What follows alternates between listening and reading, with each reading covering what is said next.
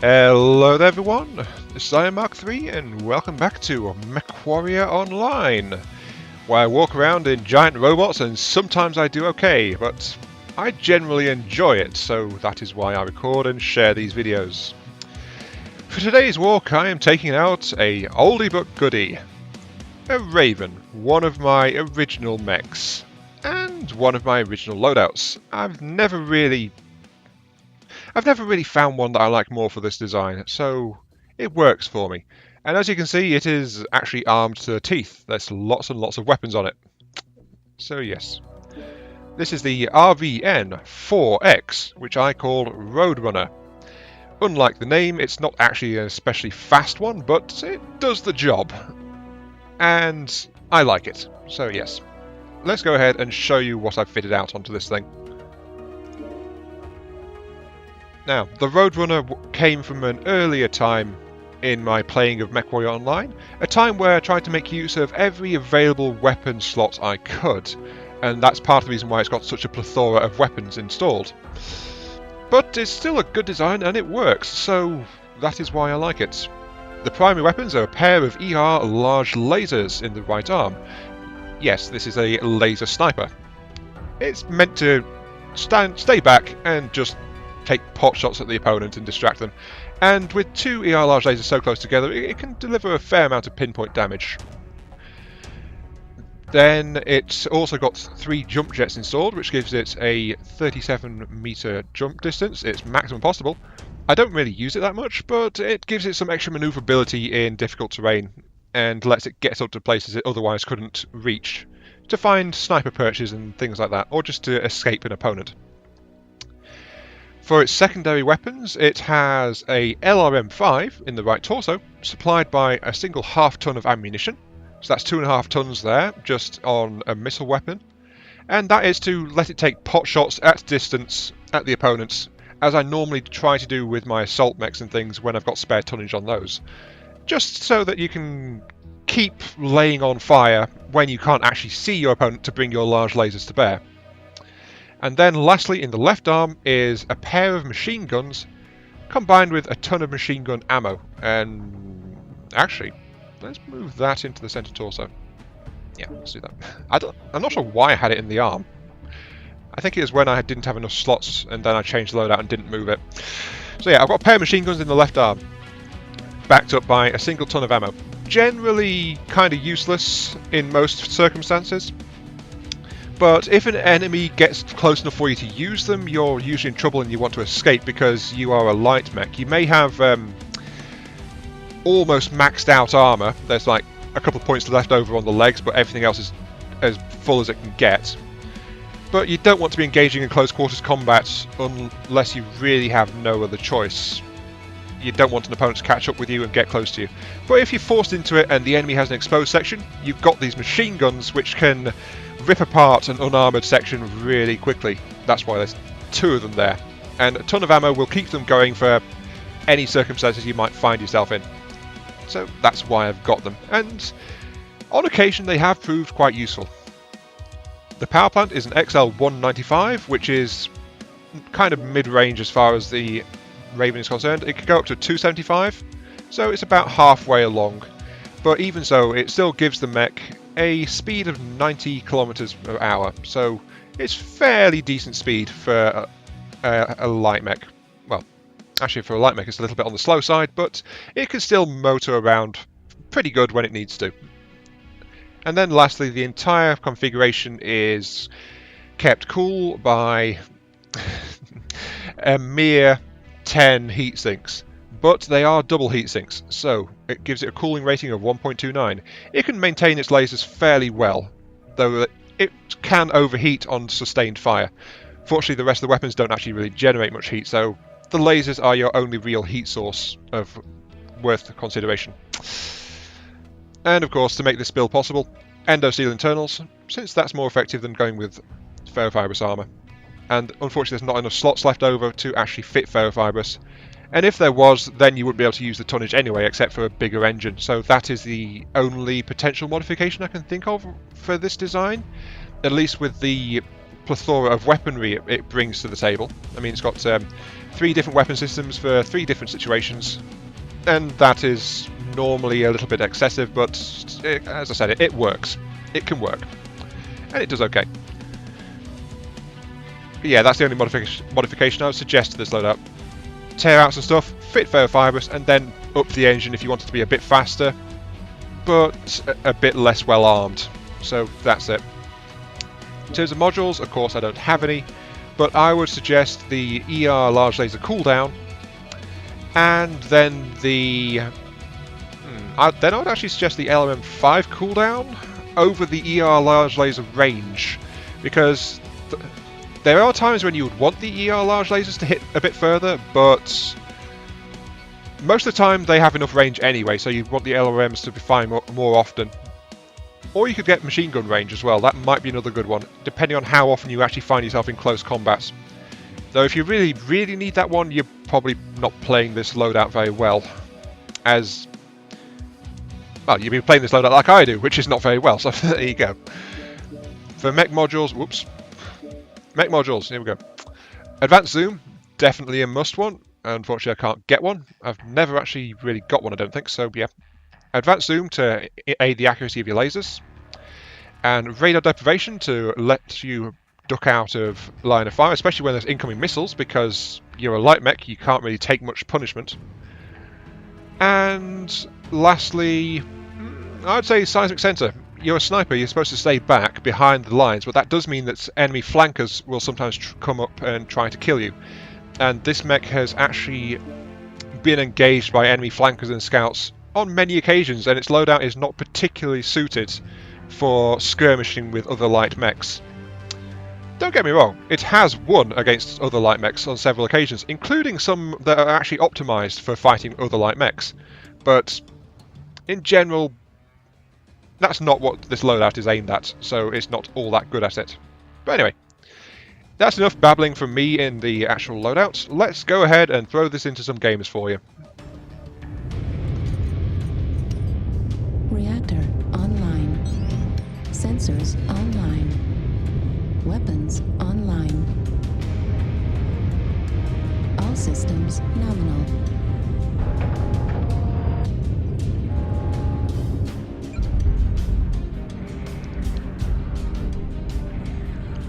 And here we go. Welcome to the mining colony. The game mode is Assault. And honestly, whenever this map comes up in the rotation, I think it's about 90%, 95% chance odds that people are going to pick it. So there you go. Let's see. Let's test my weapons. Yeah, firing my large lasers. Sorry, I wasn't aiming at you there.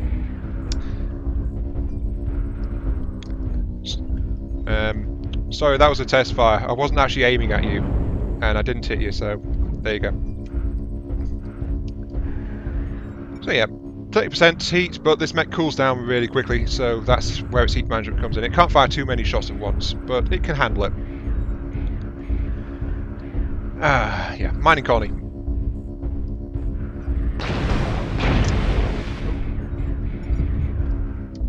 No, it's true.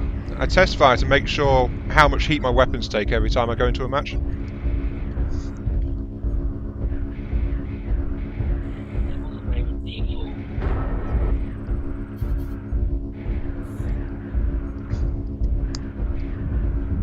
Yeah, I know. After all, I know that didn't actually hit you. Whoops! And that's my Alpha Strike key. Good thing to find. Whoops. Multiple size next Echo 4. Yeah, I'm out in the open and I don't really want to be here, so... Unfortunately, my team is kind of spread out. At least we've got someone with a good sense of humour on my team, so I'm okay with that. Hello. Nah, I'm out in the open. This is really bad. Warning, incoming missile. And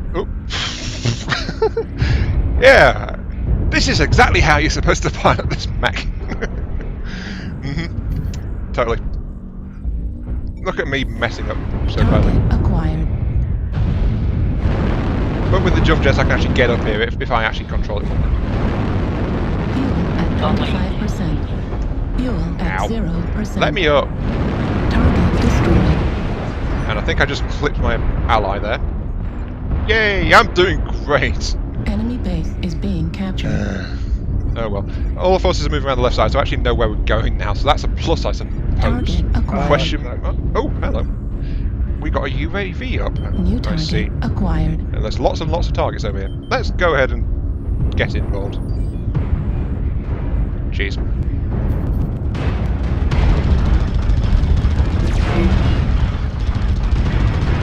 And yeah, machine guns. Destroyed. There we go. That helps.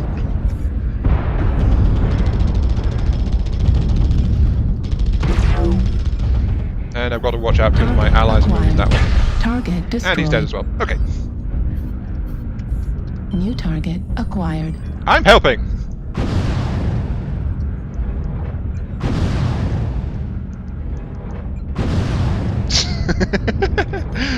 Oh, I'm putting on such a bad show for this match, aren't I? There we go, I've got RVN-4's key to button 4 so I can more easily use them. Oh, jeez. When I put this build together, I wasn't actually using button 4, so I put them on button 3. But now I'm used to button 4, so there we go. Oops, sorry. Okay. Oh my god. Target acquired. But yeah, we've got a snowball situation going on, and I have not really contributed that much to it. Fuel at 25%. Where are they? Oh, they're all over there. Okay. Sniping! Woo, hello. New target acquired. And they finally noticed me. Good for them. So, duck and fire principles now. Heat level critical. And yep, as you can see, heat's building up, so hide for a few moments to cool off, let them lose interest. Their Kodiak just went down, so now I can pop out again. And Heat level critical. start doing some damage. Heat level Hello. critical. And almost overheated, not quite though. Time to hide again. I think he's turning my way. Warning, incoming missile. Yep, someone doesn't like me. But I don't mind. Warning, incoming missile. Target destroyed. But yeah, this thing is especially good if you can hide its left side, because that's where its long-range weapons is. If something's getting really close, you want to hide the right-hand side and use your MGs, but there's still an enemy around somewhere. I think it's one of their scouts. Enemy base is being captured. Oh well. The start of that match there was absolutely glorious, as in I was useful as useful as Snowball in hell. But Enemy base is being captured. But Fuel I was at actually, when we actually 25%. started getting the enemy position pinned down, I became a lot more useful. And that's just how it worked out this time out. And I'm okay with that. I helped. And I got the supply cache. Though that's nothing to do with my skill. As I said last time, I got one and questioned how accurate it was. It's been confirmed to me that that's completely random, so I just looked out basically. But yeah, 7 kill assists. I managed to deal damage to most of the enemy team during that. And a tiny bit of allied damage, but 7 kill assists, I was definitely helping. I am such a helpful little mech. Anyway, on to the next match. Reactor online. Sensors online. Weapons online. All systems nominal. This is command, coming in. Intercept the enemy escort team and destroy their VIP mech. Okay, we're on the attack. That's good. This mech is better on the attack than defense for this particular game mode. But anyway, welcome to Crimson Straits VIP mode. Yes, here we go. I was laughing at my own ineptitudes at the end of the last match when I was going, ha ha ha, I'm such a useful little mech, but don't let that fool you. The point of this mech, really, with its weapons loadout, is that it is generally useful. It's always got something which it can put to use. As you saw actually during that match, despite how badly I played it most of the time. Yes, I do still say I played it pretty badly. Yeah, I used my machine guns when I found an enemy up close and I started to shred some armour. I used my lasers at long range, And when I couldn't see anything, I was using my missiles to blink at the enemy and continue to deal damage and support. So that is what this mech can do. It can keep being useful so long as its weapons complement remains intact. Though, of course, its primary weapons are actually the ER large lasers in the right arm, so if it loses those, it becomes a lot less useful in general, but it's still good-ish, sort of. It's just that its combat role changes to something drastically different. Yeah, get out of his way. Ow, there's someone behind me. Okay, fine, I'm getting clear. Just doing that has already moderately damaged me, so hooray! I got sandwiched between two much larger mechs. Hooray. Also, I should... Yeah! Bad place to stop. Bad place to stop. Shift? Yeah, there we go, shift. Okay. I was just thinking I should unlock my weapons arms, because, you know, all my weapons are arm-mounted. My only limited arc weapons are in the arms. But it turns out they don't have arm swivel on them, so, you know, that sucks. Oh, did I get hit by a turret? Receiving reports that the enemy's VIP mech is 25% of the way to the evac zone. Oh well. Target acquired. And apparently I've got low pink. Ooh, hello.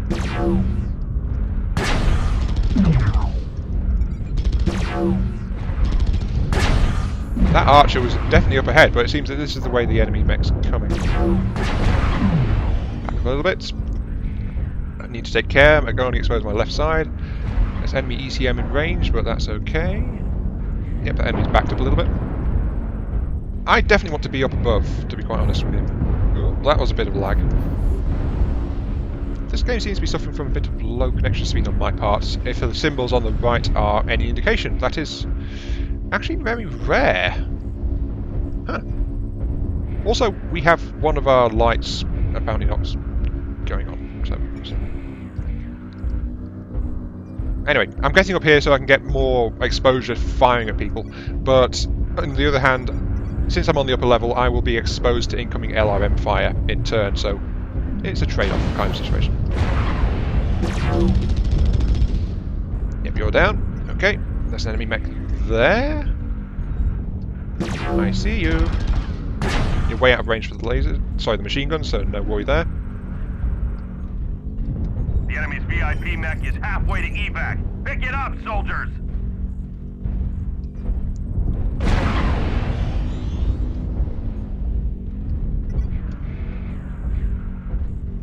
There's someone behind us on the island.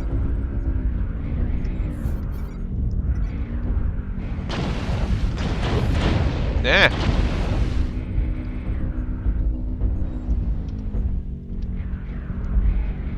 They're coming in, left side on top.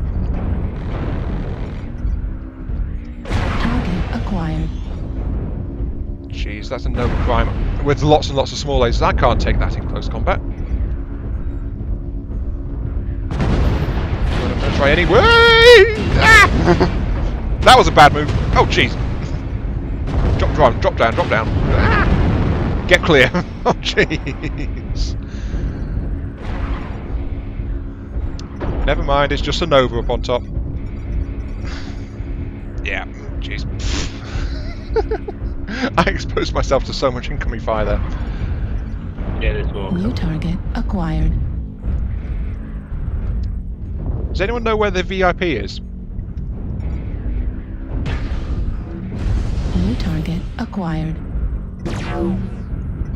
Yep, I was waiting for you there, Nova. I've not seen the VIP though. I think we might be in the wrong place. New target acquired. And get clear because he's got a bead on me. New target acquired. But it just pushed the saddle, so... Looks like the enemy's VIP mech is almost at the New target evacuation Ow. point. acquired. Hurry! The enemy dropship is arriving. Don't let the VIP mech reach it. Oh, he's going for my legs, cheeky little bugger. Flag destroyed. There goes the leg. Ow. And I'm dead because I got the legs. I was about as useful there as I was in the previous game, 116. Got knocked out though because my legs got shot out from under me. But there was a hell of a lot of confusion going on there, and no teamwork really at all. We were spreading out and going back and forth, and no cohesion, and then we got snowballed. So, yeah. People critical. Also, I don't know if we were in the right place either, because it said that they was hitting 50% of the way there, but I didn't see any sign of the enemy VIP, so I think the VIP went the other way and we were in the wrong place, so yeah. And the enemy team... Looks like the enemy's VIP is evacuated. That's it, soldiers. Yeah, there's the landing ship over there. We were in the wrong place completely. I suspected, but we were already taking losses and the enemy was engaging to pin us down, so yeah, we got mousetrapped pretty effectively there, sadly. Still, it worked. A loss. I was generally useful again, but again, my general ineptitude limited my effectiveness overall, and I kept getting confused about where I was and going into the wrong places and then getting shot at for my trouble, so there you go. I think I also panicked a couple of times and tried to hide when I was taking a lot of incoming fire, which is actually a good response for a light mech to have. If you're a light mech, you don't want to be taking a lot of incoming fire at all. But anyway, that was a look at my general purpose sniper roadrunner Raven thing. My RVN-4X. I hope it was of interest to you guys, because it's, I must admit, it's not actually a kind of loadout I see very often on a Raven.